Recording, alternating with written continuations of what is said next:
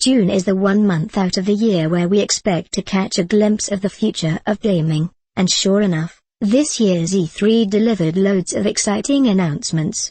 But even though most of those games won't be in our hands until 2015, it was still a great month thanks to all the games released over the past few weeks that kept our heads, hands, and hearts busy.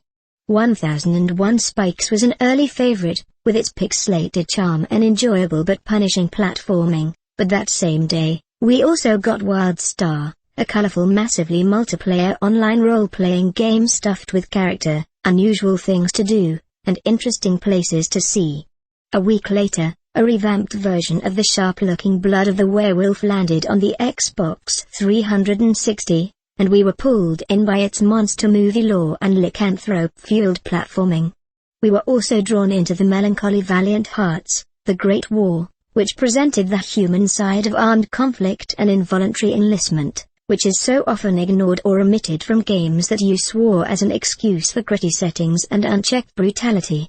As deserving of recognition as those games are, it was Yacht Club Games' Shovel Knight that ultimately won us over and secured the award for Game of the Month in June. Shovel Knight is a smart and refined platformer that evokes the spirit of some of the best games of the late 80s and early 90s, including the likes of Mega Man, Castlevania, and DuckTales.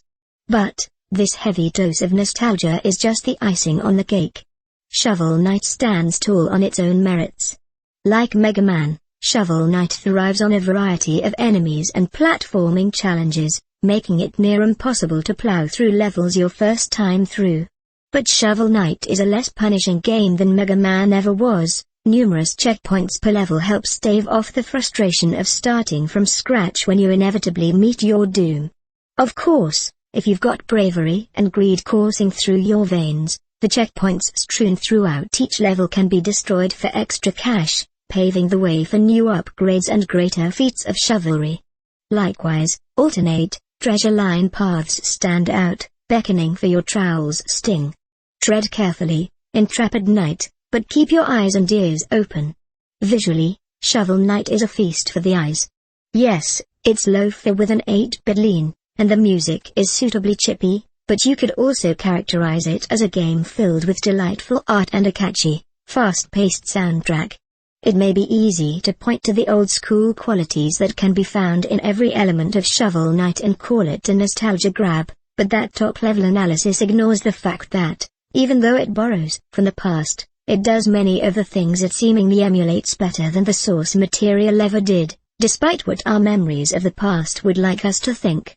Still, there's a reason we hold those classics dear in our hearts and minds, and a reason Shovel Knight deserves recognition for standing up to the caliber of its muses, and then some.